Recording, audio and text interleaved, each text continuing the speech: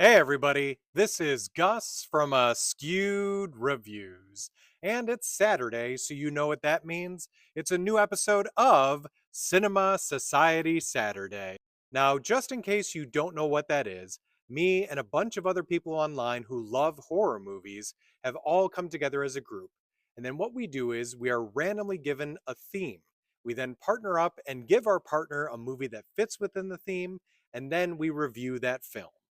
So for this week, our theme is giant monsters or kaiju. My partner for this week is a good friend of mine, Crowley, over at Splatterhouse Cinemas, which, if you're not already following him, definitely go and do so.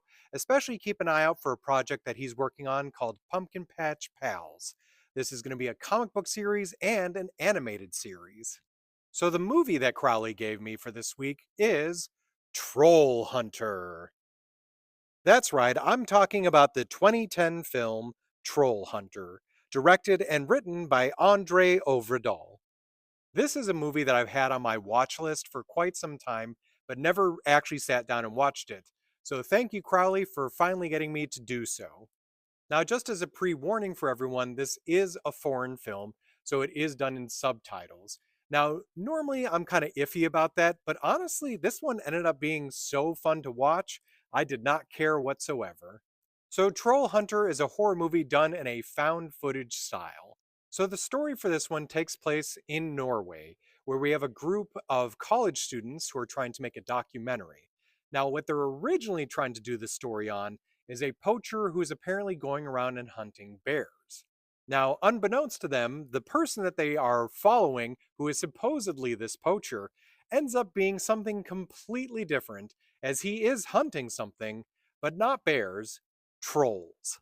So once this hunter realizes that he's not going to be able to get rid of this group, he instead decides to go fully into this and allow them to record him hunting down trolls.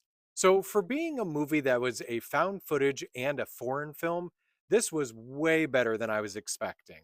I really enjoyed the story, and especially the fact that they go into the very deep ecology of the trolls, like the different subtypes and kind of where they came from, and just all of these fascinating things. And it felt, even though I knew it was all fake, it almost did kind of feel real. Another thing I have to say about this movie is even though there are some moments where the graphics are a little iffy, for the most part, the trolls look pretty realistic. So, this is a movie I absolutely recommend checking out if you haven't done so already. It's currently streaming for free on Prime, and that's where I watched it. So, for me, on my scale, I'm going to give Troll Hunter a 4 out of 5.